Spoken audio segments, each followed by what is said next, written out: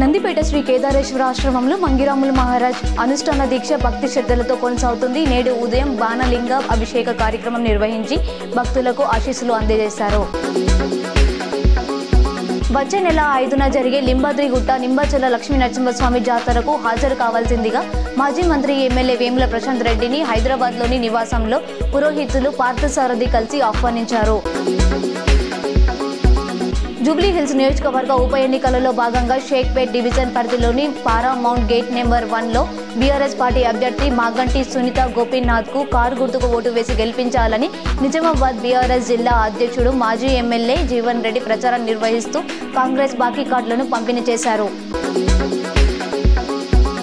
చెవెళ్ల మాజీ ఎమ్మెల్యే కొండ లక్ష్మారెడ్డి కన్నుమూశారు. అనారోగ్యంతో బాధపడుతున్న ఆయన ఇవాళ ఉదయం 5:30 హైదరాబాద్లోని ఆసుపత్రిలో మృతి చెందారు. మధ్యాహ్నం 3 గంటలకు జూబ్లీ హిల్స్ మహాప్రస్థానంలో అంత్యక్రియలు జరగనున్నాయి.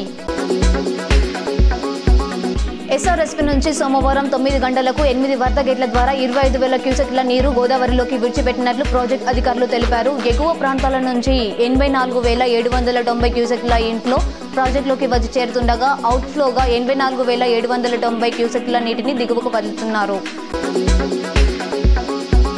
ఉమ్మడి కరీంనగర్ జిల్లాలో ఓ మోస్తరు నుంచి భారీ వర్షం కురిసింది. పలు చోట్ల చేతికి అందిన ధాన్యం తడిసి ముద్దయింది. హుజురాబాద్ నియోజకవర్గంలోని హుజురాబాద్, జమ్మికుంట, వీణవంక, శంకరపట్నం, సైదాపూర్ మండలాల్లో ఓ మోస్తరు వర్షం, ఇల్లందకుంట భారీ వర్షం కురిసింది.